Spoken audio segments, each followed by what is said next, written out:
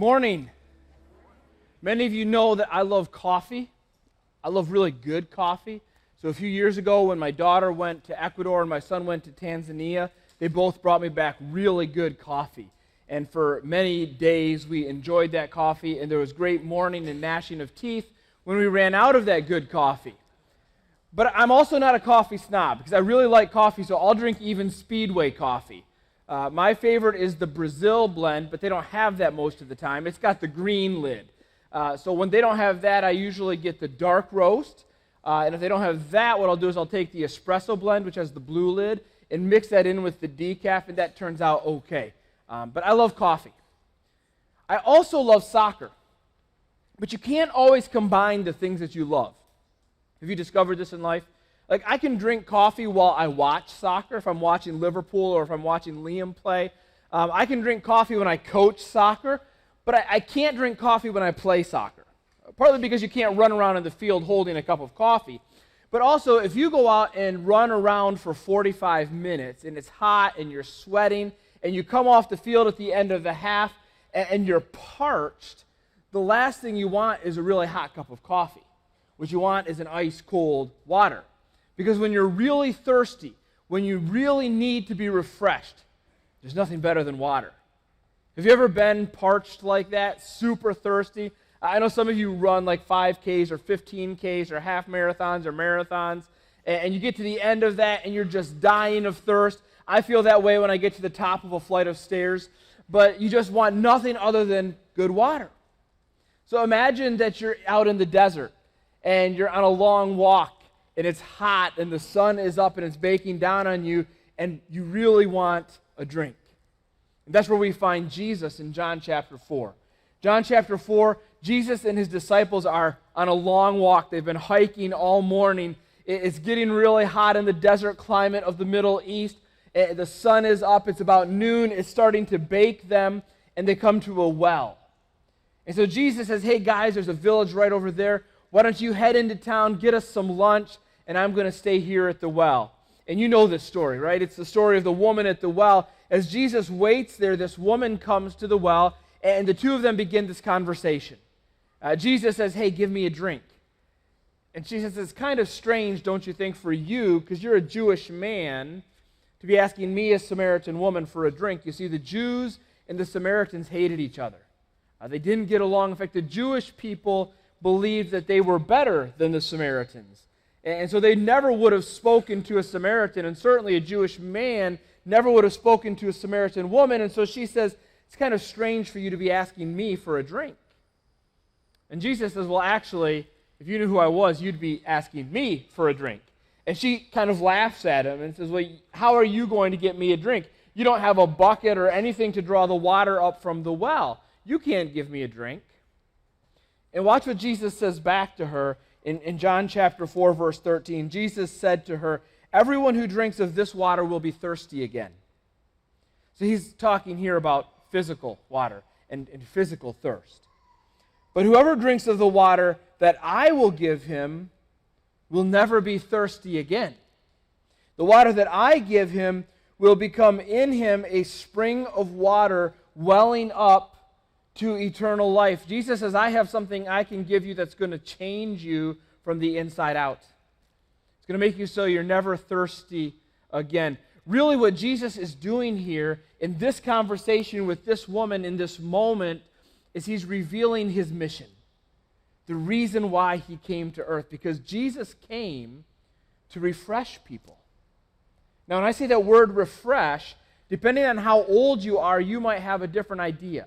If you're my age or older, you probably think of thirst or water or being refreshed, having someone meet a need, or having someone provide relief, like if you're really thirsty. And that's kind of what Jesus is doing here. You see, this woman had a need beyond just thirst. There's a reason why she's coming to the well at noon. No one in that time, in that climate, goes to the well at noon. You go in the morning before it gets too hot, or in the evening once the sun is starting to go down, because it's just too hot at noon to make the trek all the way out from the village and can carry water all the way back. But this woman's here at noon because she can't be around the other people from the village. She's the outcast. She's been ostracized. She's known as the immoral woman, the adulteress, whatever other name you want to give her. She's the bad person. And so no one will be around her. No one will talk to her. She has to be by herself. And so here at the well, Jesus is not just talking about physical needs. He's talking about this deep emotional need, this relational need. She needs someone who is willing to say, I value you. And so here's Jesus, this Jewish man, who under normal circumstances would never speak to someone like her, because not only is she the adulteress, the wicked woman, all those other things, she's also a Samaritan, and she's also a woman. She is completely untouchable, outside of Jesus' sphere of context, and yet he's willing to go to her and say, I value you. I accept you. I welcome you into this relationship. You see, Jesus is providing relief to her. He's refreshing her by engaging in relationship. But if you're younger than me, that word refresh probably means something different to you. When you hear the word refresh, you probably think of a computer. Because to refresh is to do what? To start over. You have that little button in the top of your browser, and when your web page gets hung up, or it's not working the way it's supposed to work, or for whatever reason, you just need to start over, you click on the little circle with the arrow, and you get a fresh start. And understand, that's exactly what Jesus is doing here. He's giving this woman new life. He's saying, look, whatever's in your past, however your life is hung up, however your life isn't working the way it's supposed to be working, for whatever reason it is, that things aren't where they should be, it's time to start over. It's time to hit the refresh button. He wouldn't have said that because she would have looked at him oddly. It's time to get a fresh start. It's time to get new life. And you see, a few years later, Jesus went to the cross for that woman. And he went to the cross for me, and he went to the cross for you. And he took on himself all of our mistakes, all of our sin, everything we've done wrong, all the reason why our life doesn't go where it's supposed to go. He took all that upon himself, and with his death, he purchased God's forgiveness. And with his resurrection, he purchased new life for all of us. So that if we give our life to him, he gives us his life in return, and we have that refresh, that starting over, that new life. That's Jesus' mission. Jesus came to earth to refresh people by providing relief and by providing new life. And that day at the well, that woman's life started over. And we know that because the first thing she did was go back to her village. And in a village where nobody wanted to see her and nobody wanted to talk to her and nobody wanted to be around her, she went to them and said, I don't care what you think of me anymore. You have to meet this man. You have to come and meet Jesus because he has changed my life. He knew everything about me, and he still loved me. And he still accepted me. And he still welcomed me. And I want you to come and meet him too. So while this woman's conversation with Jesus ended and she headed back to the village, Jesus' disciples showed up with lunch. And I want you to see Jesus' interaction with them, starting in verse 31. It says, meanwhile, the disciples were urging him, saying, Rabbi, eat. But he said to them, I have food to eat that you do not know about. Now, this is a powerful statement from Jesus, right?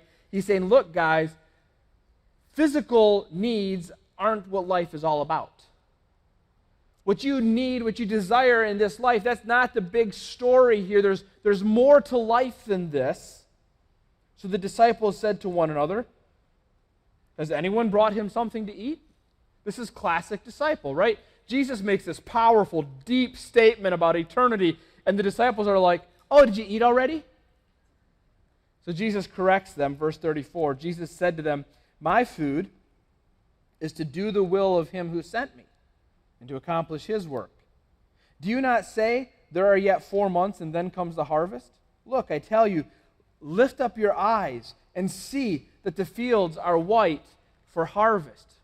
So Jesus says to the disciples, look, you have this saying, there's 4 more months and then harvest. And he's referring to farmers who put a seed in the ground and then they wait, right? The seed takes time to grow. And whether it's corn or soybeans or sugar cane, it takes time before you can harvest. But what Jesus is saying is when God's in it, things look a little bit different. See, look, I just planted this seed just now, but look, open your eyes. It's time to harvest. I think this is what's going on. I think that the woman had gone back to the village, and while Jesus and the disciples were having this conversation, she'd invited everybody, come and meet Jesus. And now as they looked to the village, here come all of these people towards Jesus. And Jesus is actually pointing at the people and saying, look, the harvest is here. Because when God's in it, things work differently. Jesus had just planted the seed in the woman. He had just offered her the refreshment of new life. And now immediately, God is bringing a harvest. You see, sometimes when we're willing to plant that seed of a smile or kindness or forgiveness or generosity or love, God will bring the harvest even quicker than we think.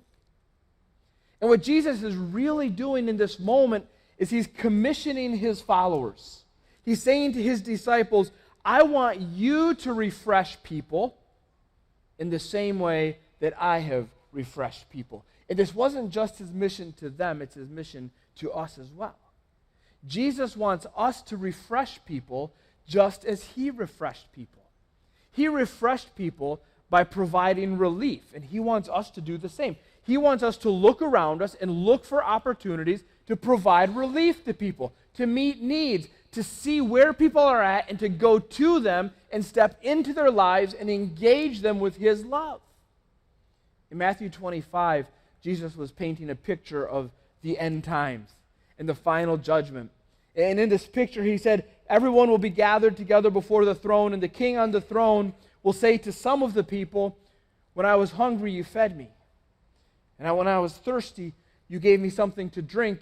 And when I was a stranger, you welcomed me in. When I was in prison, you visited me. And the people will say to the king, when were you hungry?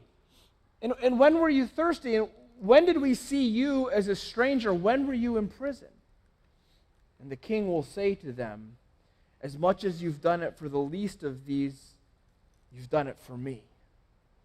You see, Jesus is teaching this powerful lesson that we are to refresh people by providing relief. But it doesn't end there. We're also to refresh people by pointing them to the new life that Jesus offers. Before Jesus went back to the Father, he told his disciples, I want you to be my witnesses. A witness is someone who tells the truth about what they've seen or experienced. And Jesus' mission for his followers is that they tell the truth about what they've seen or experienced. So what has Jesus done for you? How has Jesus changed you? How has the new life altered you? Tell the truth about that. It's like the blind man who says, I don't know everything about this guy, but I know this. I was blind and now I see. I used to be consumed by anger, but now I live at peace. I used to have all kinds of anxiety and despair, and now I've found hope. My relationships were a mess, and now I'm discovering love. I'm not perfect, but Jesus is changing me day by day, step by step. That's what Jesus is saying to his followers. I want you to refresh the world by relieving people, but also by pointing them to new life. Look what he said in Acts 1:8.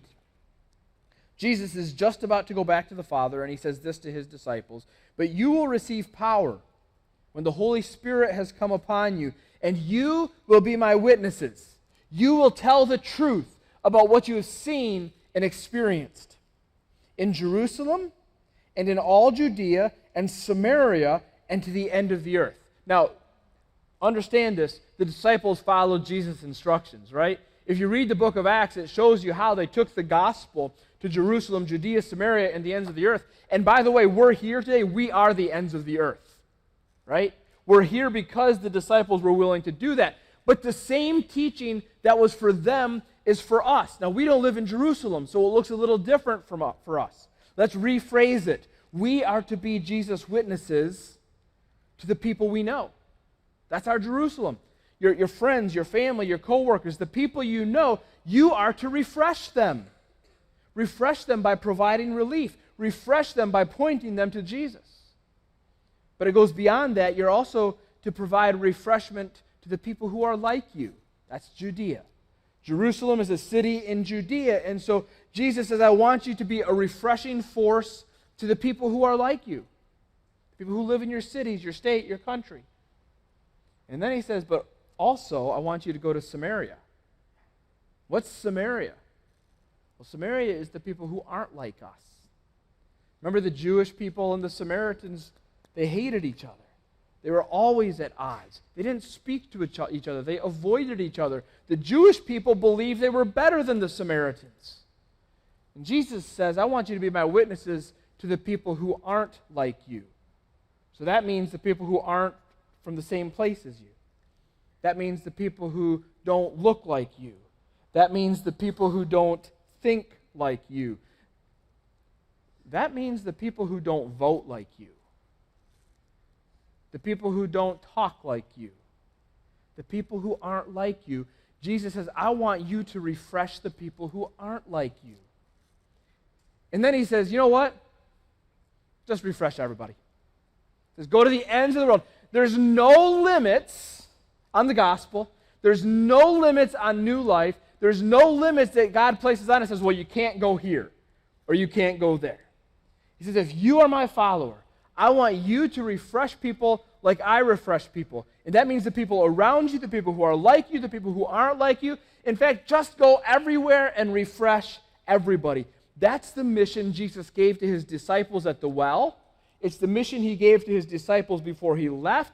It's the mission he gives to us. And it's the mission every single one of us should adapt as our personal mission, is to refresh everyone around us, to refresh the world. One of my great desires for our church is that we will be a church full of individuals who are refreshing everyone around them, and that together as a church, we will be a force that is refreshing not just the people around us, but the whole world. Now, this morning before you go, you have an opportunity to start this journey.